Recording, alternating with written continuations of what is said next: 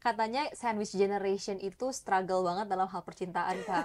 Katanya. Kalau misalnya kita berhasil nemuin pasangan yang tepat, mau lo sandwich generation kek, mau bukan kek, kalau ini pasangan yang memang pasangan yang tepat, ya dia justru akan support. Yang punya people pleaser, yang punya kebiasaan people pleaser. Aku bilang, kalau memang kita nggak enak untuk nolak, jangan menolak mentah-mentah, tapi coba kasih opsi atau solusi ke depannya. Pasangan yang membuat kita merasa aspek hidup kita yang lain tuh terbengkalai, itu nggak sehat tuh, Kak? Itu nggak sehat, betul. Pasangan kita tuh tetap punya hak atas dirinya sendiri loh, gitu. Kita tetap harus memberikan dia fasilitas untuk personal space-nya dia. Ketika kita merasa kita tidak safe di dalam hubungan, kita merasa bahwa pasangan kita ini toxic, kita akan mencari situasi yang bisa membuat kita nyaman, which is baik-baiknya si pasangan kita ini. Gitu. Jadi kita harus gini, misal kita tiba-tiba panik, kita tiba-tiba anxiety, kita harus belajar untuk pause dulu nih dari aktivitas apapun yang sedang kita lakukan.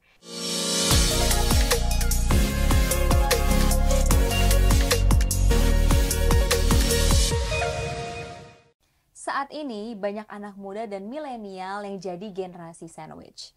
Menurut survei CBNC tahun 2021, 48,7% masyarakat produktif Indonesia merupakan generasi sandwich. Sandwich generation harus menghadapi berbagai tantangan keuangan yang kompleks sehingga sering mengalami masalah seperti kelelahan fisik dan juga mental, konflik peran, serta kesulitan dalam mencari keseimbangan antara kebutuhan keluarga dan pribadi. Yang aku lihat, banyak di kalangan anak muda membahas topik ini di sosial media. Salah satunya yang ini, dan juga ini. Dan hari ini spesial banget karena kita udah kedatangan seorang psikolog yang akan membahas tentang sandwich generation. Ada Kak Indah Sundari.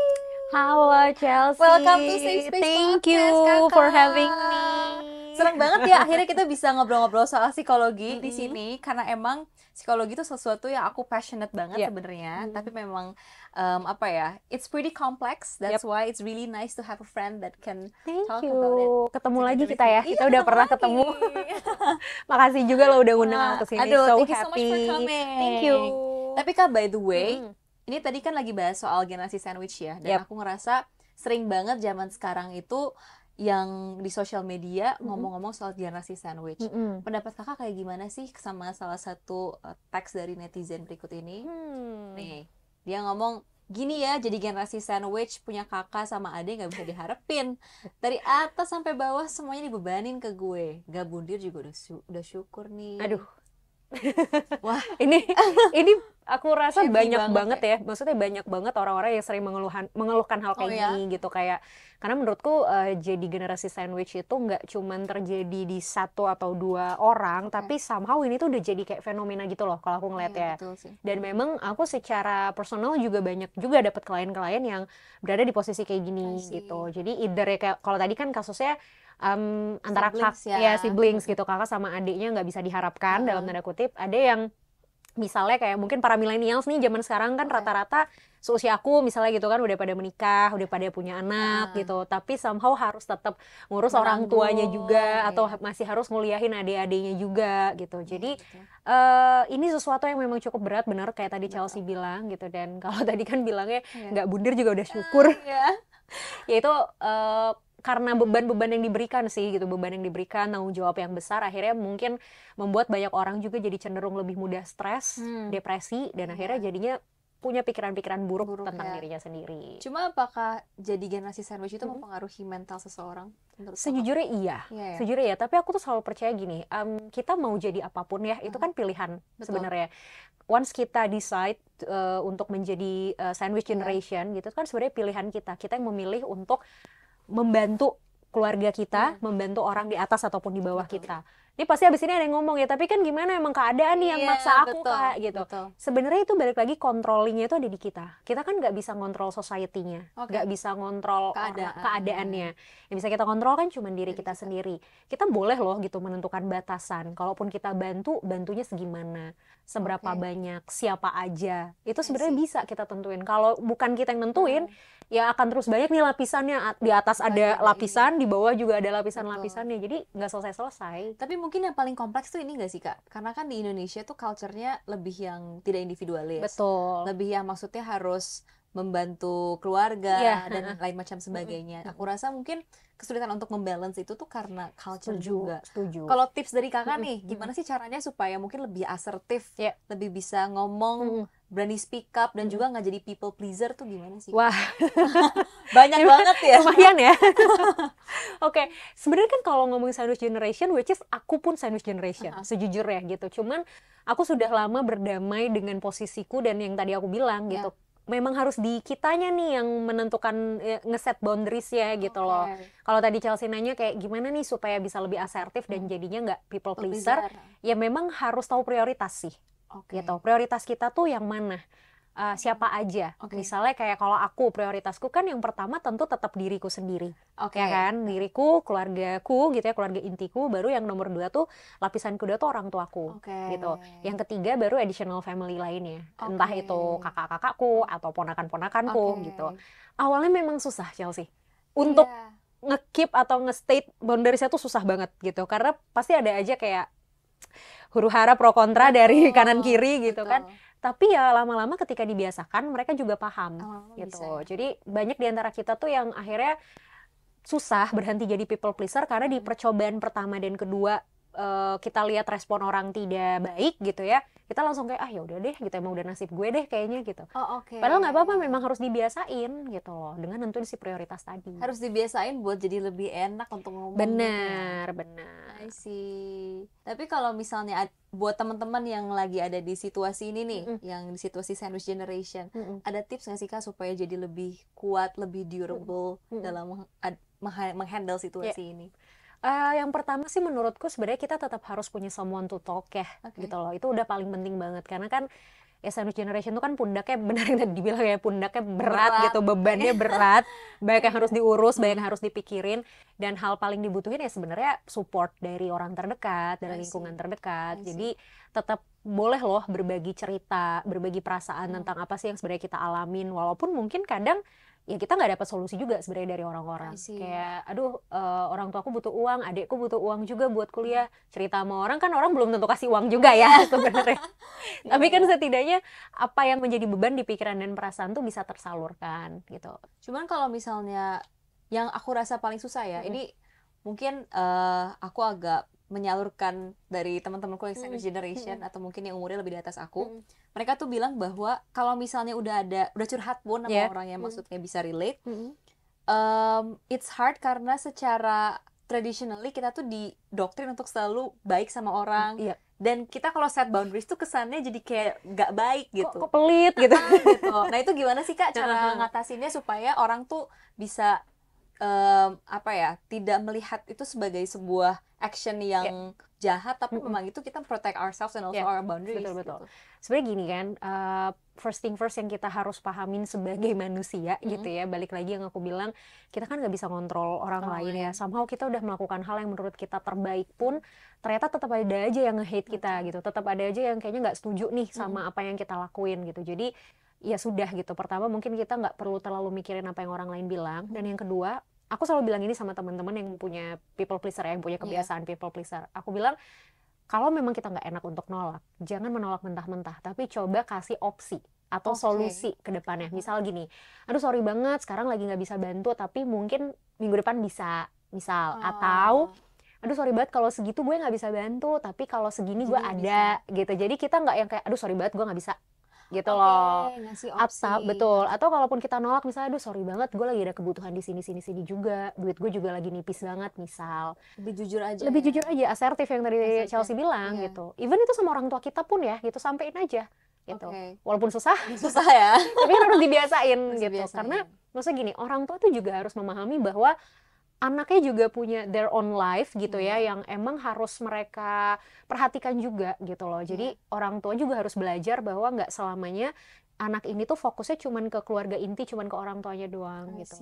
Mereka kan punya sesuatu yang mungkin mereka pengen dapetin, yang mungkin mereka pengen simpen, mereka tabung untuk future-nya mereka gitu. Itu orang tua harus belajar juga. Tapi apakah harus selalu yang jadi prioritas itu diri sendiri?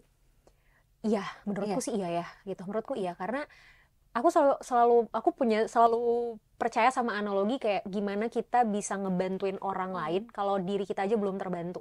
Gitu, dalam tanda kutip ya gitu. Takutnya ntar ini malah digiring ke, tapi bukannya kalau mau ngebantu tuh jangan nunggu punya dulu. Itu sering banget deh aku dapat komentar gitu. Kak, tapi kan kalau mau ngebantu tuh harus ikhlas. Enggak, konteksnya beda. Konteksnya beda. I mean, ya kita kasarnya gini ya, sorry itu saya, misalnya kita kan nggak mungkin memapah orang yang kakinya lagi sakit kalau kaki kita juga sakit, gitu loh. Jadi ya harus diri kita sendiri dulu yang kayak, oh saya punyanya apa, saya punya kapasitas seberapa banyak untuk supaya saya bisa bantu ke orang seberapa banyak juga. I see. By the way, kita mau lihat salah satu artikel ini, cuitan. Ada yang komen katanya, cewek anak pertama 33 tahun masih sibuk nyekolahin adik-adik dan bangun rumah buat orang tua. Kapan bisa mikirin diri sendiri dan cari pasangan? Ini kayaknya sesuatu yang semua anak perempuan pertama kayaknya ada merasa responsibility itu ya gitu. Dan kalau menurut kakak apa sih yang bisa dilakuin supaya tetap merasa diri sendiri di tengah semua tanggung jawab tersebut? Karena kadang kan ini aku pernah baca quotes juga sih, bahwa kadang tuh kita merasa karena saking banyaknya responsibility, our identity is our responsibilities gitu. Itu gimana caranya supaya identity kita tuh tetap diri kita sendiri instead of our responsibilities? Ya, ini tuh sebenarnya sama kayak yang tadi aku bilang di awal gitu, bahwa itu tuh pilihan gitu. Ketika kita menjadi sandwich generation dan kita memilih untuk fokus ke adik, nguliahin adik, terus ngurusin orang tua, bayar cicilan rumah, terus kapan punya waktu untuk diri sendiri dan nyari pasangan gitu, ya itu pilihan sebenarnya gitu. Artinya gini, kalau kita memilih untuk fokus ke orang tua kita, ke adik kita, atau ke cicilan rumah gitu, ya memang kita harus terima konsekuensi bahwa mungkin agak sulit untuk kita mencari pasangan, atau agak sulit untuk kita mikirin diri kita sendiri. Tapi kalau misalnya kita mau tetap ada waktu untuk diri kita sendiri dan mencari pasangan, resiko lainnya adalah ya kita mungkin harus ngebagi-bagi kapan mikirin adik, kapan mikirin orang tua, kapan mikirin cicilan rumah. Which is semakin banyak yang kita pikirin, semakin banyak lapisannya, pasti kan kita dituntut untuk semakin besar juga memanage hidup kita. Gitu kan, ya itu resiko sebenarnya gitu. Maksudnya ya kita kan nggak bisa juga menyalahkan kayak kenapa sih gue jadi sandwich generation, ya nggak bisa gitu. Maksudnya kita berada di Indonesia dengan budaya yang memang yang tadi Chelsea bilang harus baik gitu, atau kayak kalimat-kalimat yang banyak dibilang ya namanya juga orang tua kamu, gitu-gitu juga orang tua kamu gitu. Ya kan udah nggak bisa diapain ya gitu. Tapi kan yang bisa kita ubah adalah strategi kita dalam menghadapi si berbagai tuntutan di kehidupan kita ini. Gitu. Dan ini Kak yang sering jadi concern orang-orang kalau aku liatin di sosmed adalah katanya sandwich generation itu struggle banget dalam hal percintaan Kak, katanya. Karena katanya jangankan pacaran sama orang, katanya pundaknya kan kalau sandwich generation pundaknya udah berat gitu ya, banyak yang harus dipikirin, waktu juga nggak ada gitu. Tapi segimanapun juga kan manusia makhluk sosial ya, jadi pasti perlu kasih sayang, perlu dimengerti. Itu gimana sih tanggapan kakak? Gini deh, Chelsea juga pasti tahu kan salah satu kebutuhan dasar manusia itu adalah untuk mencintai dan dicintai, ya nggak sih? Ya kan, basic human needs. Dan kalau misalnya itu nggak ada, ya kita pasti bakalan jadi lebih gampang stres, lebih gampang ngerasa self esteem kita juga jadi menurun dan lain sebagainya. Nah, kalau misalnya tadi ngerasa aduh sandwich generation tuh sulit nih menemukan cinta sejati dalam tanda kutip, ya berarti belum nemuin pasangan yang tepat aja. Karena menurut aku ya, kalau misalnya kita berhasil nemuin pasangan yang tepat, mau lo sandwich generation kek, mau bukan kek, kalau ini pasangannya memang pasangan yang tepat, ya dia justru akan support gitu loh. Berarti problemnya bukan sandwich generation ya? Bukan, problemnya bukan sandwich generationnya, tapi how we define si beban-beban yang kita dapatkan di hidup kita gitu. Kayak contoh gini deh, aku ngambil contohnya gini. Misalnya kayak aku kan juga sandwich generation ya sebenarnya gitu. Dan suamiku juga sandwich generation gitu. Kita paham, kita punya alokasi di A, B, C, D, E segala macam gitu. Dan somehow tuh ya ada aja pasti momen-momen dimana kayak agak dipaksakan untuk memenuhi kebutuhan orang lain gitu kan.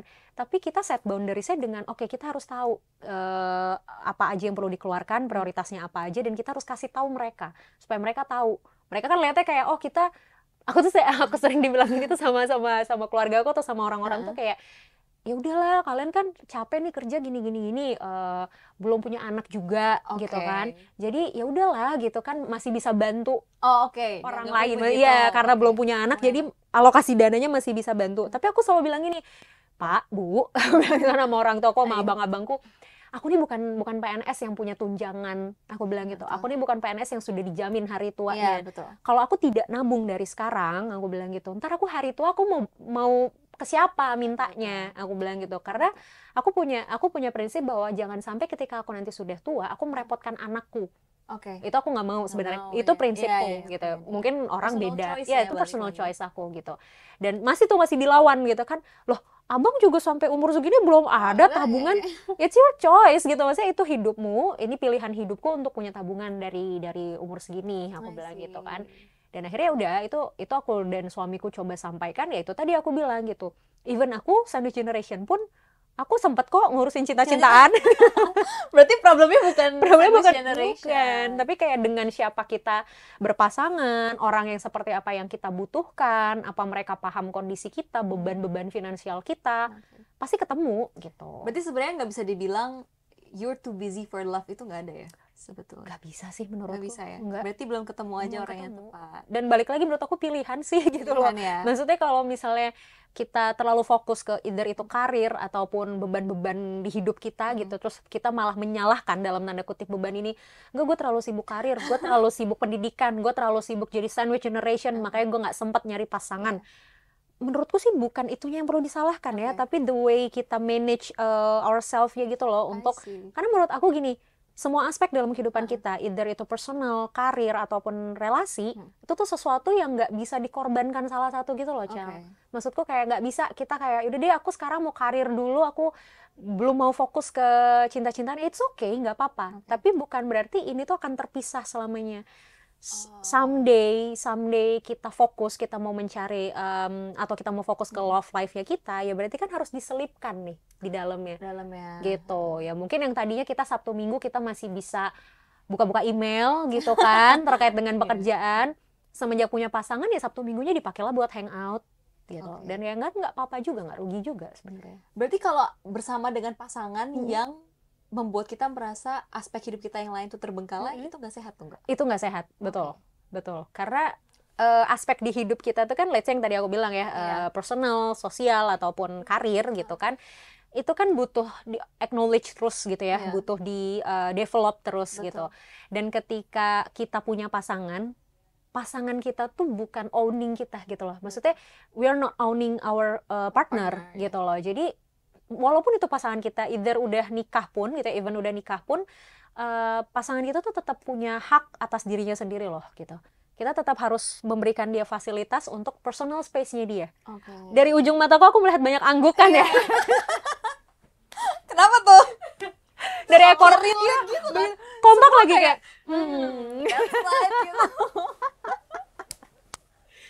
gitu. Jadi bener yang tadi Chelsea bilang, kalau kita punya pasangan dan ternyata malah menghambat aspek kehidupan kita yang lain, ya it's not a good relationship. Berarti toxic ya kalau kayak gitu ya. Cuma ini kepo sih sebenarnya. Ngomongin relationship jadi kepo. Kenapa? How do you think you can get out of a toxic relationship? Wah, nih ya. I mean gini, I've been there gitu. Menurut aku gini, enggak tuh, menurut aku tuh kayak tiap orang kayak punya toxic relationship ya masing-masing ya. Menurut aku menurut aku tuh kayak tiap orang punya toxic relationship ya masing-masing, dan semua tuh selalu bertanya kayak, Kak gimana, how to karena susah banget iya gitu, gimana keluar dari toxic relationship. Aku bilang gini, keluar dari toxic relationship tuh gampang banget. Oke, kita putusnya sorry udah nggak bisa, and then selesai. Tapi masalahnya adalah banyak yang nggak berani untuk membuat keputusan itu karena takut dengan resiko yang akan dihadapi. Contoh, ntar kalau misalnya setelah putus aku malah nggak nemuin pasangan yang lebih baik gimana? Ntar kalau misalnya aku udah mutusin dia tapi dia malah jadi cegil atau cogil yang ngejar-ngejar aku gimana? Atau ntar kalau misalnya atau banyak nih bahasa-bahasa yang aku sering bahas kayak, sama dia tuh sama dia tuh sakit tapi nggak sama dia lebih sakit. Oh come on. Kayak how do you know gitu loh, ketika lo nggak sama dia lo malah lebih sakit. Maksudnya kayak gimana sih konsepnya gitu. Kayak ini kan berarti kayak orang yang aduh jatuh dari motor tuh sakit, tapi kalau diobatin lebih sakit. Ya emang iya, cuman kan itu biar sembuh itu prosesnya untuk sembuh gitu. Dan maksudnya gini, ya kalaupun kita selesai sama toxic relationship kita, paling sakitnya berapa lama sih gitu kan, nggak akan seumur hidup. Ya emang mau kita korbanin kebahagiaan kita seumur hidup dengan pasangan yang kita tahu sebenarnya nggak baik buat kita gitu loh. Jadi kalau ditanya gimana keluar dari toxic relationship, ya udah putusin, cabut kan gitu ya. Segampang itu, tapi kadang bukan nggak bisa, nggak mau gitu loh. Udah mikirin kayak overthinking, ntar resikonya, ntar ke depannya gimana, ntar kalau aku sedih, kalau aku galau lah, kalau putus mah bukannya emang pasti sedih ya, gitu kan, kecuali emang kita udah enak banget ya sama pasangan kita, gitu kan. Ya biar gimana pun kan setoksik-toksiknya pasangan pasti ada sisi baiknya lah gitu. Nah itu kan susah tuh itu gak sih Kak? Nah jadi pertimbangan karena kadang inget baiknya ada ininya, kadang mix signalsnya itu yang bikin lebih susah gak sih Kak? Gini loh ya, manusia tuh ya Cel, aku tuh kayak melihat gitu, setelah aku petakan juga dari banyak klien gitu yang udah aku hadapin di sesi konseling, manusia itu memang dia tuh punya semacam kayak alarm yang otomatis yang akan mencari hal yang emang familiar sama diri dia. Misalnya gini, kalau kita sedih, memori kita tuh pasti bakal nge-recall informasi-informasi sedih dari masa lalu. Kalau kita happy, pasti bakal nge-recall informasi happy juga dari masa lalu. Termasuk itu, ketika kita merasa kita tidak safe di dalam hubungan, kita merasa bahwa pasangan kita ini toxic, kita akan mencari situasi yang bisa membuat kita nyaman, which is baik-baiknya si pasangan kita ini. Tapi the problem is, kalau misalnya sisi buruknya aja tidak bisa kita toleransi, apalah arti sisi baiknya dia? Ya kan? Jadi sebenarnya kalau mau ngeliat tuh kita harus berkacanya justru dari sisi buruknya dulu. Ntar jeleknya pasangan gue ini bisa gue toleransi nggak? Itu malah first things firstnya gitu. Jadi bukan lihat tapi kan dia baiknya gini, dia tuh baik loh sebenarnya, dia tuh sebenarnya orangnya begini loh gitu. Iya, tapi kita balikin gitu, sisi buruknya bisa kita toleransi apa enggak? Kalau ternyata sisi buruknya nggak bisa ditoleransi, ya terus sisi baiknya buat apa? Tapi kalau sisi buruknya bisa kita toleransi, ya udah sisi baiknya jadi bonus. Gitu loh. Jadi sebenarnya ngelihatnya dari situ. Untuk orang-orang yang kayak udah toksik banget tapi tuh sebenarnya dia orangnya baik tahu. Dulu di tahun pertama dia suka jemput aku. Tahun pertama suka jemput, terus sekarang udah pacaran berapa tahun? 5 tahun. Oke, 4 tahun berarti nggak pernah jemput. Ya kan? Gitu. Jadi harus dilihat dari situnya gitu. Balik lagi ke sandwich generation ya. Dengan huge responsibilities dan juga semua mungkin standar yang di-set sama society juga ya. Gimana sih caranya mencegah kecemasan dan juga depresi dan juga all those negative outcomes dari kalau kita ngomongin kecemasan dulu nih ya gitu. Sebenarnya kalau mencegah tuh menurut aku sih tidak perlu dicegah. Kenapa tidak perlu dicegah? Karena somehow memang diri kita juga butuh loh emosi-emosi negatif, which is stress, cemas, panik, somehow tuh dibutuhkan oleh manusia. Kenapa? Karena ketika kita punya perasaan cemas, stres, dan juga panik, let's say gitu, itu bisa jadi alarm sebenarnya buat diri kita bahwa, oh ini warning alert gitu kan, bahwa it's gonna be harder nih ke depannya. Dan sebenarnya kita pun emang secara survival mode memang seperti itu nggak sih Kak? Betul. Karena kebayang, aku selalu bilang gini, kebayang kalau misalnya kita nggak punya kepanikan, nggak punya kecemasan, nggak punya rasa stres, depan kita lewat harimau, kita kayak harimau terus kayak udah bye-bye gitu kan, innalillahi gitu kan.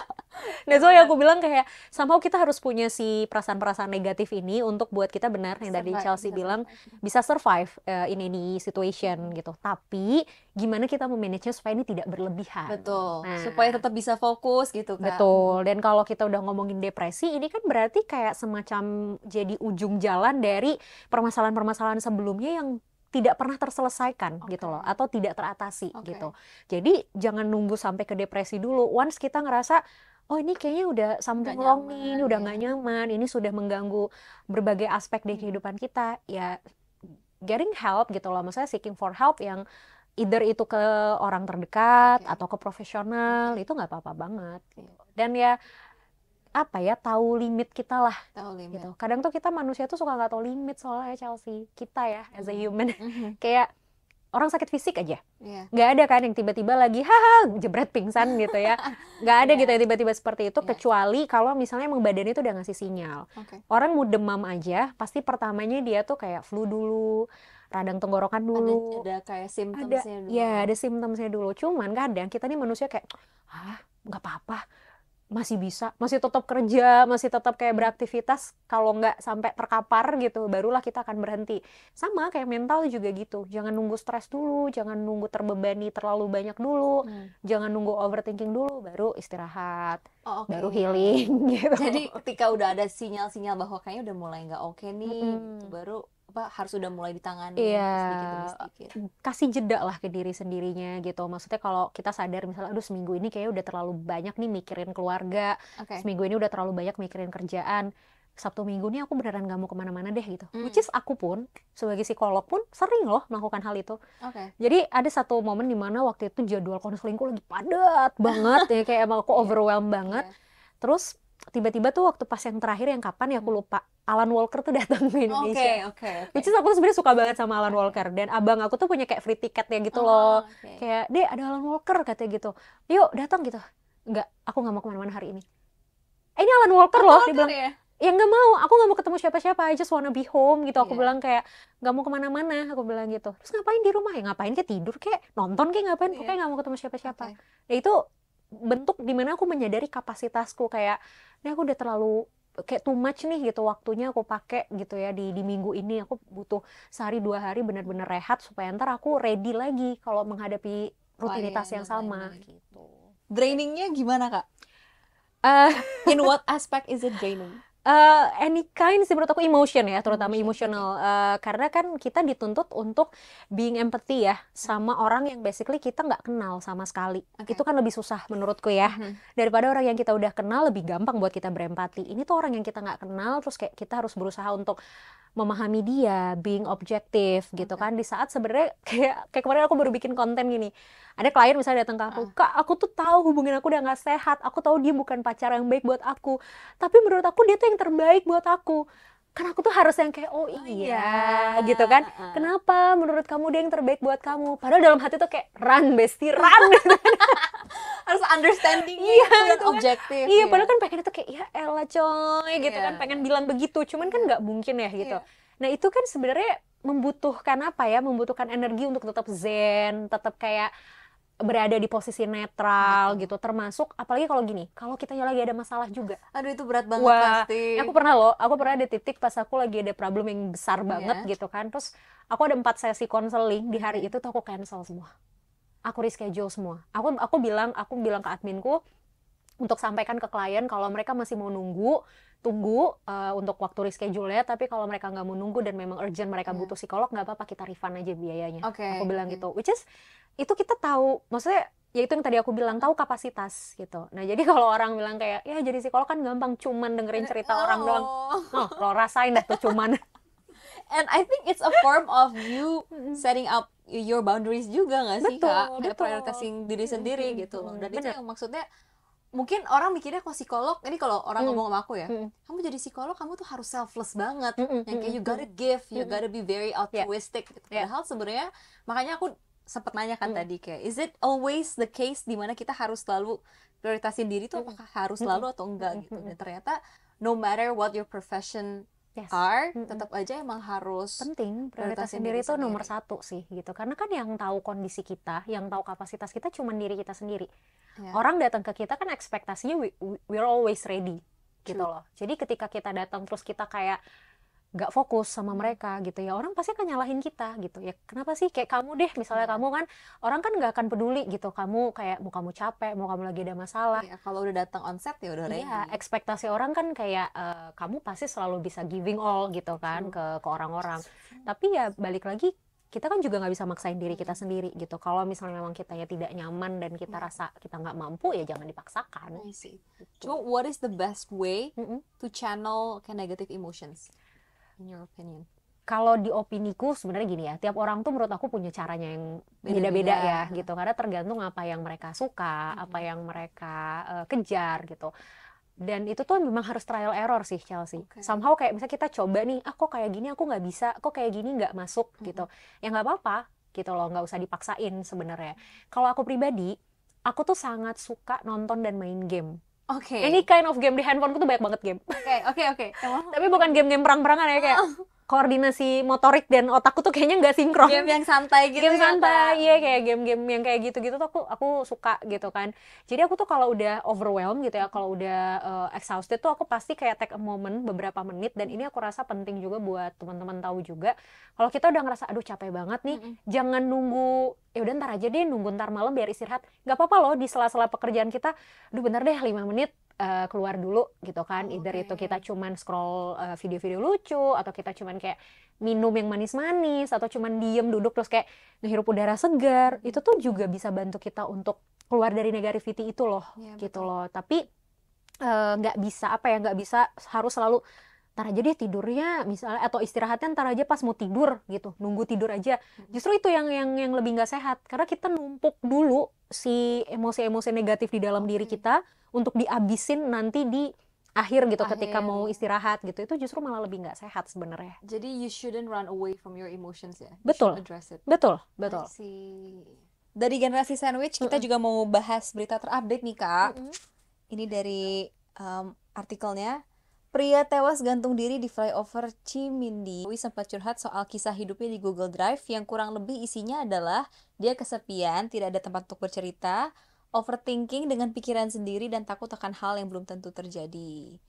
Berarti itu overthinking dan anxiety ya Kak ya? Apa aja sih sebenarnya Kak yang bisa menyebabkan overthinking and anxiety? First of all, aku mau bahas dulu terkait dengan si fenomena itu ya, which is itu tuh bukan yang pertama kali terjadi loh di flyover itu. Maksudnya, iya kan? Serius. Maksudnya kalau teman-teman baca sebelumnya tuh ada lagi loh kejadian di flyover yang sama juga. Dan itu tuh dekat rumah orang tua aku sebenarnya. Jadi aku tahu banget itu tempatnya di mana. Dan teman-temanku yang masih tinggal di daerah sana kan suka update story juga ya soal si flyover itu. Dan aku lihat story-nya, terus aku sempat lihat yang kalau yang kita terima di media sosial kan sudah di blur ya ininya. Temanku tuh punya yang oh my god, yang masih kelihatan yang nggak di blur gitu. Itu satu gitu untuk si Cimindi itu. Kedua, gini, faktanya angka bundir gitu ya di laki-laki itu 2-3 kali lebih banyak loh sebenarnya daripada perempuan. Padahal yang lebih sering didiagnose depresi itu adalah perempuan. Kenapa? Karena sebenarnya yang seeking for help ke profesional itu lebih banyak perempuan daripada laki-laki. Oh, I see. Gitu. That's why yang recorded lebih banyak perempuan. Yes, betul. Dan kenapa laki-laki itu lebih banyak doing the suicide-nya gitu, karena memang toleransi, pertama gini alasannya, toleransi rasa sakit laki-laki itu jauh lebih minim sebenarnya daripada perempuan. Physical pain atau physical and emotional, any kind of pain, ya gitu. Karena kalau perempuan itu memang didesain gitu ya dengan sesuatu yang memang kita terbiasa dengan rasa sakit, which is kan either itu misalnya kayak kita menstruasi perempuan gitu kan, atau melahirkan gitu, itu kita memang sudah didesain gitu. Dan dari berbagai penelitian kan ada yang bilang kalau misalnya laki-laki dikasih simulasi menstruasinya perempuan, mereka pingsan, mereka udah nggak kuat gitu. Dan ternyata itu emotionally juga terjadi. Iya, jadi toleransi mereka terhadap rasa sakit itu cenderung lebih rendah daripada perempuan. Terus yang kedua, adrenalin laki-laki ini kan memang secara hormon lebih tinggi ya daripada perempuan. Jadi mereka ini lebih berani untuk melakukan satu tindakan yang berbahaya dibanding perempuan. Kalau perempuan, aduh pengen begini, skenario-nya udah ada, tapi pas mau melakukan, aduh nggak berani, nggak jadi deh gitu. Kalau laki-laki, karena mereka mikirnya kayak udah mending sekalian yang ekstrim biar selesai, dalam tanda kutip begitu. Jadi memang kenapa banyak kasus-kasus tuh kalau dibaca aja maksudnya, dan ini nggak hanya terjadi di Indonesia gitu, which is di Amerika, di Inggris, terakhir aku baca kemarin di mana ya, di Perancis juga kalau nggak salah, angka suicide itu lebih banyak di laki-laki. Dan kalau misalnya kita ngomongin terkait penyebabnya gitu kan, kalau kasus yang ini kan sebenarnya memang karena overthinking tadi ya, dia sempat curhat gitu ya di Google Drive-nya, dan akhirnya Google Drive-nya tersebar gitu kan. Memang kalau ngomongin overthinking, sebenarnya gini, tiap orang itu wajar overthinking, wajar gitu, karena ya manusia itu kan didesain untuk terus berpikir ya. Jadi pasti over lah nih si pikiran kita. Tapi overthinking yang berbahaya adalah kalau pikiran ini tidak dikelola dan gak ada aksinya gitu loh. Jadi cuma dipikirin doang, di kepala doang, tapi gak ada realisasinya, itu yang berbahaya. Nah, kenapa orang-orang bisa overthinking? Menurutku sih ada 3 penyebab utamanya. Pertama, terlalu banyak memikirkan hal-hal yang belum tentu terjadi. Yang kedua, terlalu banyak mengkhawatirkan hal-hal yang akan terjadi ke depan. Dan yang ketiga, terlalu banyak memikirkan hal-hal yang nggak bisa dikontrol, which is apa? Omongan orang lain, respon orang lain, bagaimana lingkungan akan terbentuk gitu. 3 hal ini sebenarnya sumber overthinking tuh gitu. Jadi kalau mau mengurangi overthinking ya harus mengurangi pikiran-pikiran akan ketiga aspek tadi. I see. Coba bener gak sih Kak kalau laki-laki tuh cenderung lebih memendam masalah tuh sendiri? Yes. Dan kenapa ya? Nah, kalau ngomongin kenapa, faktor budaya tuh yang paling memperkuat, apalagi di Indonesia. Patriarki. Patriarki. Gitu ya. Laki-laki curhat dikit, nangis dikit, dibilang lemah. Iya. Iya kan? Iya kan? Laki-laki bagaimana, Wei?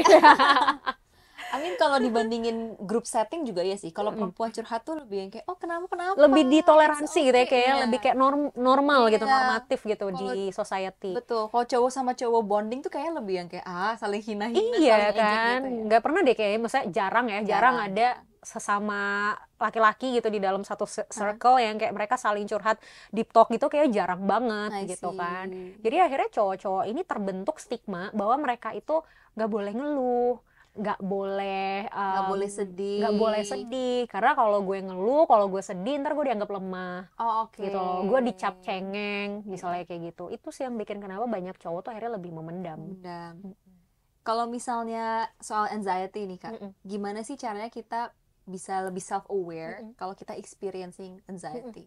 Oke, jadi gini, kan tadi aku sempat bilang di awal ya, somehow kayak kecemasan, stres, ataupun panik itu juga dibutuhkan sebenarnya di beberapa aspek atau di beberapa momen di kehidupan kita. Tapi di mana kita tahu kalau ini sudah berlebihan adalah ketika ini sudah mengganggu aspek kita, gitu loh, aspek-aspek di diri kita. Yang tadi 3 aspek tadi ya, personal, sosial, dan karir gitu ya. Kalau udah mengganggu ketiga aspek ini, berarti there's something wrong yang memang harus kita perhatikan lebih lanjut, dan memang kita harus seeking for help sebenarnya, gitu loh.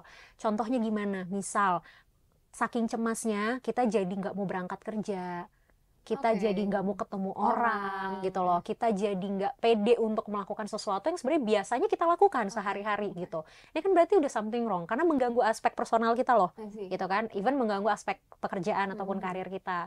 Jadi ketika kita sudah melihat ada sesuatu yang terjadi lebih dari biasanya, berarti memang ini udah jadi warning buat kita untuk kita di seeking for help. Either kita cerita ke teman terdekat atau orang terdekat, atau udah kita cari pertolongan ke profesional. I see. Cuma untuk self diagnose itu nggak boleh kan Kak? No. There's no way. Please no. Ini tuh ibarat gini loh, kayak kita nggak usah masalah psikis ya, masalah fisik aja, misalnya aduh perut sakit nih, jangan-jangan mah gitu kan. Terus kita minum obat mah, ternyata bukan mah masalahnya. Kan akhirnya salah penanganan. Jadi memang the solution adalah untuk harus seeking for professional help. Kalau misalnya ada teman kita nih Kak, yang ini dibalik nih, teman yang approach kita terus bilang kayak gue anxious deh, atau ada ngalamin anxiety deh, atau mungkin kayak depresi deh. Harusnya reaksi kita sebagai teman tuh seperti apa sih? Yang pertama, listen. Itu udah paling penting banget gitu. Pertama, dengerin aja dulu without any judgment gitu ya. Kita dengerin dulu aja mereka ini kenapa gitu. Dan yang kedua, coba belajar untuk memvalidasi perasaan orang lain gitu. Jadi ketika dia bilang iya gue tuh cemas banget, oh iya lo cemas kenapa gitu, berarti lo cemas karena begini, itu kan bentuk kita memvalidasi ya perasaan orang lain gitu. Dan ketiga, kalau misalnya memang kita punya alternatif saran atau solusi yang bisa kita kasih, it's okay, kasih aja, nggak apa-apa gitu. Tapi sebelum kasih saran, dua hal penting tuh tadi dulu, dengerin dulu dan validasi dulu. Jangan orang baru cerita, gue kayaknya anxious deh, gue kayaknya ada masalah gini. Oh gini aja, lo kalau anxious mending lo coba gini.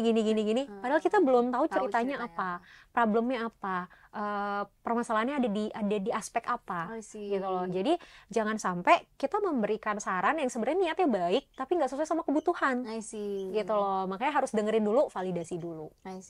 Cuman cara bedain anxiety sama stres yang mungkin stres sehari-hari gimana sih Kak?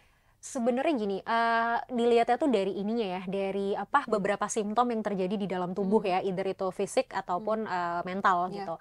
Kalau misalnya memang stres sehari-hari nih, kita tuh biasanya nggak sampai kehilangan, nggak sampai losing ourselves gitu loh, nggak sampai yang kayak misalnya jadi yang tadi, jadi nggak mau beraktivitas, jadi nggak mau melakukan hal-hal yang biasa kita lakukan gitu. Itu biasanya masih stres biasa. Dan misalnya penanganan yang sederhana pun sudah bisa membantu. Misal dengan tidur doang, dengan kita cuman makan, istirahat sebentar, itu udah fine, udah nggak apa-apa. Tapi kalau misalnya ternyata udah tidur tapi kok berhari-hari masih nggak tenang gitu kan. Terus kalau ke hal-hal yang normally orang tuh kayaknya biasa-biasa aja, tapi kok kita cemas gitu ya, itu berarti udah nggak baik gitu sebenarnya. Yang mungkin sering terjadi di our environment adalah ini nggak sih Kak, kalau misalnya anxiety itu lead to panic attack, Yep. terus mungkin nangis sendiri, atau outcome-nya itu maksudnya nggak yang bisa dikontrol Yep. gitu. Itu seharusnya kalau orang itu mengalami itu apa sih yang perlu Apa yang harus dilakuin ya? Oke. Pertama gini, aku mau jelasin dulu kenapa banyak orang yang somehow sering merasa cemas atau panik berlebihan without any reason, gitu kan. Dan bahkan tuh kadang kayak ya susah untuk dikontrol. Jadi gini, asal muasalnya itu sebenarnya dari kita yang sering mendem perasaan, kebanyakan. Jadi misalnya once kita kayak lagi sedih, kita nggak channel. Iya gitu, kita nggak channel ke emotionnya kita, dan kita nggak memfasilitasi diri kita untuk feel the emotion, gitu. Kita malah yang kayak apaan sih kayak gini aja nangis, kan itu sering banget ya, ini biasa aja kok gitu. Akhirnya kan emosi ini tidak terekspresikan dengan bagaimana mestinya. Nah itu ketumpuk, kependam, lama-lama dia meledak di situasi yang belum tentu tepat. Itulah makanya kenapa muncul kayak anxiety secara tiba-tiba atau random yang emang kita nggak bisa kontrol. Nah kalau itu sudah terjadi, hal yang pertama yang harus kita lakukan adalah pause the moment gitu. Jadi kita harus gini, misalnya kita tiba-tiba panik, kita tiba-tiba anxiety, kita harus belajar untuk pause dulu nih dari aktivitas apapun yang sedang kita lakukan. Either kita lagi kerja, entah kita lagi nongkrong sama teman-teman, atau banyaknya aku sering banyak dengar cerita orang-orang lagi di transportasi umum tiba-tiba panic attack gitu. Keluar aja dulu gitu, keluar cari tempat yang mungkin agak sepi, lebih private, atau yang misalnya memang ada udara yang lebih banyak gitu ya, lebih terbuka, itu lakuin dulu. Jadi kita pause dulu gitu. Ketika sudah, belajar untuk tarik nafas aja, kuasain diri sendiri. Jadi hal yang paling penting dari anxiety itu adalah how we control ourselves gitu loh. Jadi belajar untuk kontrol diri kita sendiri dulu, tarik nafas, buang nafas. Dan aku tuh selalu ngingetin buat teman-teman tuh untuk harus selalu punya pegangan. Jadi buat orang-orang yang punya masalah anxiety dan juga panic attack gitu ya, harus selalu punya pegangan. Pegangan tuh dalam hal ini, kita harus tahu apa nih kira-kira sesuatu atau seseorang yang kita tahu ini tuh akan menenangkan diri kita in any situation. Misal, kita punya barang kesayangan dari kecil gitu, dan kita percaya, kita mensuggest bahwa barang ini tuh bisa bikin kita feel safe misalnya. Itu boleh loh dibawa kemana-mana gitu. Atau misalnya ini juga efektif sih, kayak sekarang kan udah banyak banget ya kayak aromaterapi yang bisa dibawa kemana-mana gitu, itu juga bisa bermanfaat. Jadi kita tarik nafas, buang nafas sambil hirup aromaterapi itu bisa. Atau misalnya kayak one call away-nya kita ada nggak sih gitu loh, yang emang dalam setiap situasi, dalam keadaan apapun kita bisa hubungin dia buat, ya gue tiba-tiba panik banget nih, gue tiba-tiba gini. Jadi kayak kita mencari pertolongan untuk safe zone-nya kita. Kalau aku sejujurnya aku tuh selalu bawa cemilan manis kemana-mana. Either itu permen, coklat yang kecil-kecil, itu selalu aku taruh di tas gitu loh. Karena kayak tiba-tiba misalnya aku puyeng atau misalnya tiba-tiba stres banget. Karena jujur ya, maksudnya kayak traffic Jakarta kan juga somehow bikin stres ya untuk dilewatin setiap hari kan gitu. Jadi aku tuh selalu bawa permen kemana-mana untuk kayak tadi gitu, karena menurut aku safe zone aku tuh makanan manis. Jadi aku kalau udah capek banget konseling aja, itu tuh pasti yang pertama aku cari tuh minuman manis. Es teh manis deh paling gampang. Cari gula gitu. Dan itu tiap orang harus nemuin safe zone-nya masing-masing. Tapi Kak, kalau misalnya safe zone-nya itu orang lain misalnya. Misalnya kalau contoh, misalnya aku my mom misalnya. Apakah itu hal yang baik atau malah jadi cenderungnya tergantung ya, betul.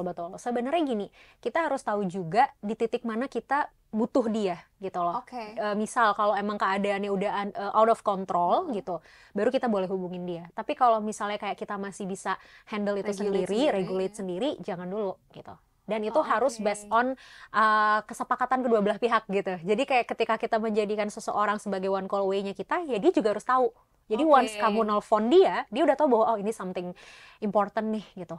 Jadi ya dia akan angkat gitu. Bukan yang kayak apaan sih nih Chelsea nelfonin mulu gitu kan, nggak kayak gitu. Jadi yang penting harus sudah dikomunikasiin dulu ya. Betul. Thank you so much Kak. Sama-sama. Udah mampir ke Safe Space Podcast. Obrolan hari ini seru banget, berdaging sekali, dan yang pastinya membantu banget teman-teman yang mungkin lagi di situasi generasi sandwich atau mengalami anxiety, supaya bisa lebih meregulasi emosinya dengan baik. Thank you so much Kak. Jangan bosan-bosan mampir ke podcast aku. Jangan bosan-bosan ya panggil aku sini. bakal sering konseling kayaknya ya. Thank you so much semuanya udah nonton Safe Space Podcast episode kali ini. Jangan lupa untuk like, share, and subscribe, and I'll see you guys next time.